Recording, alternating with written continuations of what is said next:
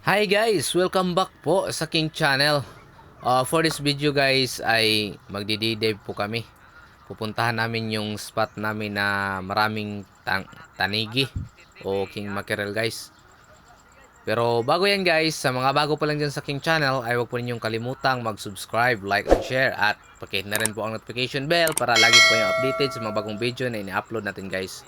So ayan guys, papunta na po kami doon sa area ng Matalom pa rin. Bale, yung kasama natin ngayon ay galing pa ng Burgos. At saka yung isa naman ay dyan lang sa Matalom area. At yung pinaka-boatman natin ay dating gawi. Yung pinakatatay natin dito sa Matalom area. So, bale dito guys ay nakisakay lang kami ng kanyang sasakyan papunta sa Matalom Leyte.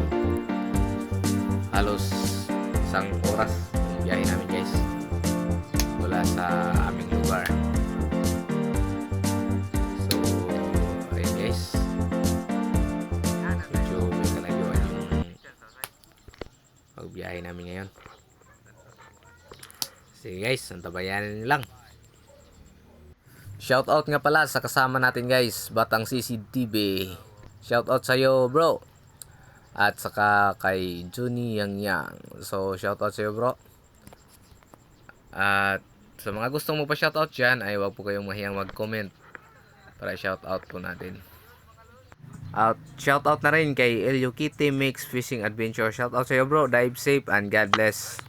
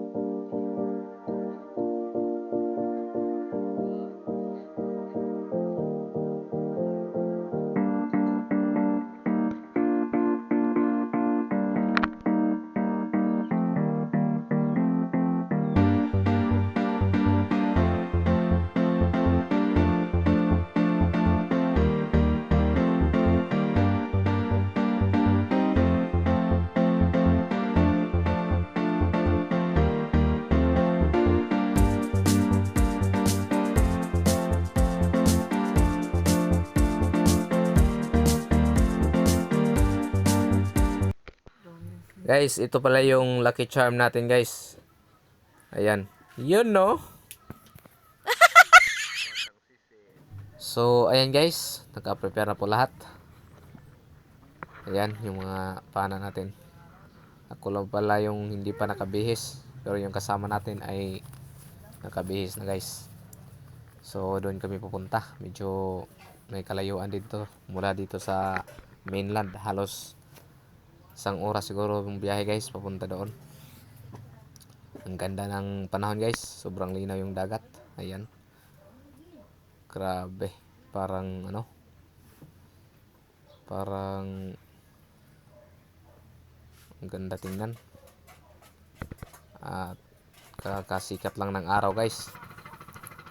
So ayun guys, dahan na kami papunta roon at kita-kits na lang doon kung ano yung mga mahuli natin guys. Ayan, so samahan nyo kami hanggang sa dulo guys. Let's go.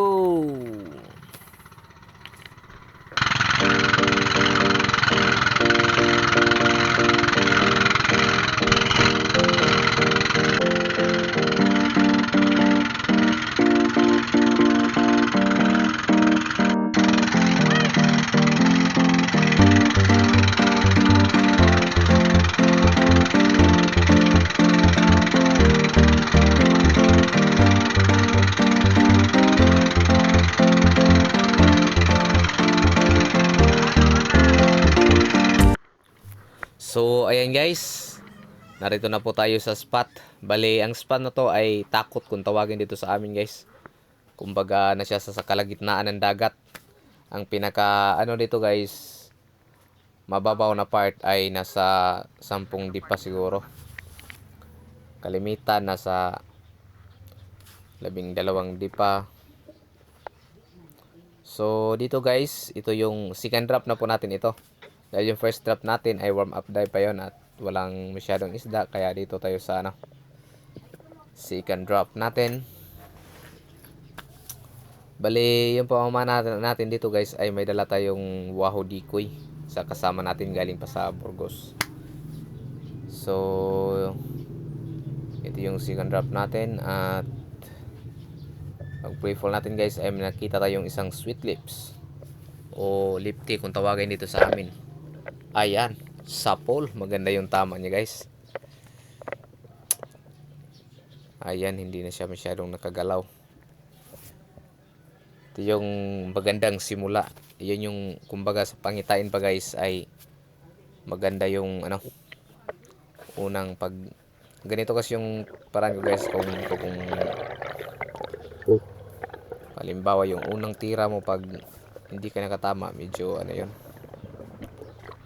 medyo bihira ka makahanap ng isda doon. Kaya ito guys ay swerte ito kasi unang tira natin ay nakachamba kagad tayo ng isang sweet lips.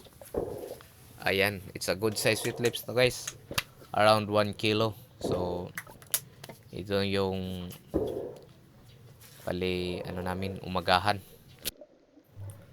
At dito naman guys ay muli na tayong guys, yung technique natin dito ay pre-full technique para kung may tangigi man o king mackerel ay hindi sila mailap.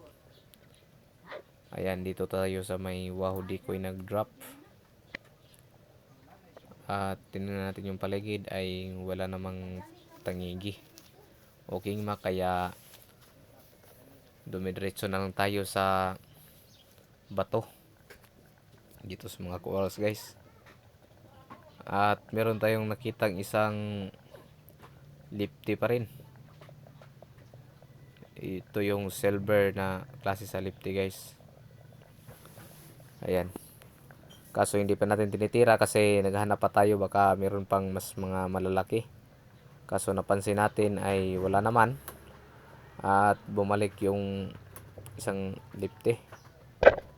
Ayan, tinamaan kaso daples lang guys. Yan din yung mahirap sa pili ka ng pili at ayan tuloy naghanap ka ng mas malalaki, kaya yun yung napala mo, wala kang nakuha. So sayang guys. Good size pa naman yun, around 3/4 siguro. Sayang yun, pero better lang next time na lang. At mas maganda rin kasi sana guys na bahala na hindi mo matamaan yung isda, wag lang madaplisan kasi sila magiging mailap pag ganun. At dito naman guys ay muli naman tayong pre-fall lang tayo. Patingin-tingin sa paligid kung meron bang tangigi. Dahil may nakita tayong mga kawan ng dilis guys. Yan yung it's a good sign na may tangigi. So hindi kalaunan ay meron tayong nakitang isang king mackerel o tangigi. Yan guys, mga kawan ng dilis yan. Kung napapansin nyo ay parang ayan yung tangigi. Ayan guys, yan sapul, sobrang lapit niya. Yun yung napakaganda guys pag pag may mga kawan ng dilis o bulinaw kung tawagin dito sa amin. Kasi talagang yung king mackerel o tangigi guys ay talagang maamo. Yan yung kagandahan guys pag may bait fish. Kaya it's king mackerel. So itong spot na to guys ay palagi na namin itong binabalik-balikan. Kaso nga lang yung mga nakaraang buwan o taon ay wala pa akong action cam, kaya ngayon lang natin na i-try na makuna ng kamera. Yan yung kasama natin guys, si Johnny Yang Yang. Shoutout sa iyo bro. Sinisecure niya yung isda. At well, mas maganda na rin yung ganun guys, para yung isda talaga ay talagang wala nang kawala. Kasi minsan akalain natin na yung isda para sa atin na, pero yun pala ay nakawala pa. Kaya mas maganda na yung ganyan guys. Secure. Ayan. Medyo napatag lang tayo kasi medyo bumubuhol yung mga tali o denima. Kaya yung kasama natin ay nakapana rin ng isang tangigi guys. It's a good size king mackerel. At dito naman guys ay muli na naman tayong nagpa-pre-full. Bali may nakita kasi tayong isang tangigi. So ayan guys, medyo may kalayuan pa siya, kaya sinubukan natin tirahin. At ayun, sa full naman, maganda naman yung patama niya guys. Kaso medyo may kalakihan yung isda at ang niya, ang lakas. Ayun, napansin nyo guys, grabe yung sobra makahila ng buya. Oh. Ayan. Ayan guys, grabe ang lakas ng isdang to. Yung niya guys ay around 7.7 kilos yan. Kaya grabe kung makahila, sobrang lakas din. Kahit na yung lubid ko ay mataas yan, sa 80 na di pa yan, pero grabe kung makahila yung isda na to. Ang lakas niya. Kaya sabi ko, pag angat ko kaagad na second shot, para talagang masecure yung isda. At yung kasama natin na si Batang CCTV ay wala nang paligoy-ligoy pa at nagda-dive na po siya kaagad. Ayan. So pinana niya kaagad yung guys, isda. Doon pa sa ilalim niya pinana. Muntikan pa siyang mawala ng hininga, na sobrang lalim daw. Ang saklap lang guys, hindi natin na-videohan pag angat kasi nalubat yung cam natin. At dito ay iba na yung naiangat natin guys, kasi hindi ko na naon yung camera natin. At yun, nakapana tayo ng isang triggerfish o pakul kung tawagin dito sa amin. Sayang yung tangigi, malaki pa sana yun, hindi ko na videohan pag angat, pambihira. So ayan guys, papauwi na po kami. At medyo maalaw na rin yung dagat kasi tanghaling na, kaya hindi na kami nagtagal at umuwi na kami. Bakasyon hanggang kabagat. Kung napapansin nyo ay talagang sobrang laki ng mga guys. Buti na lang yung bangka na sinigyan natin ay lumubin dyan na malaki ng bangka rin, kaya so ayan, narating lang namin. At ayan yung huli natin lahat guys. May napanap akong isang tangigi at hindi ko na nabidyohan kasi yung camera natin ay lupat na.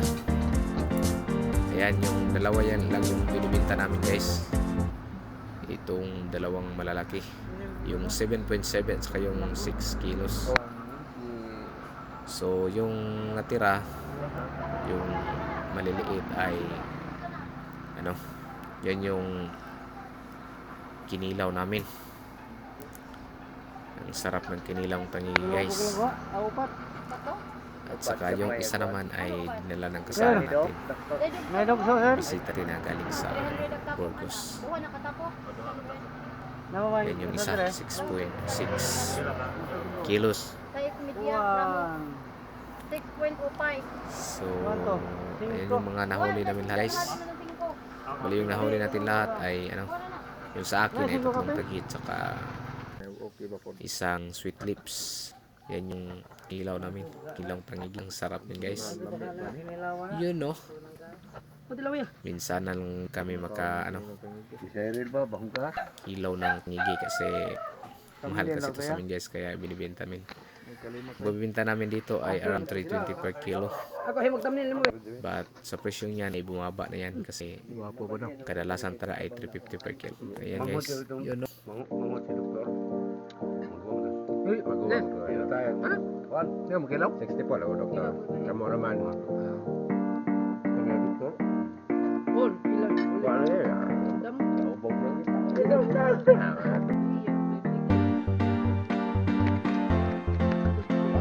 Ayaw ka ba? Yan naman dapat na. Para sa kandidat na ko ano.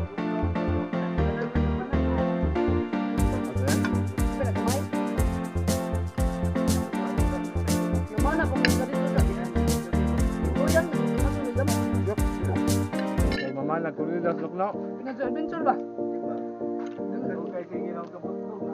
Guys, guwapo po no?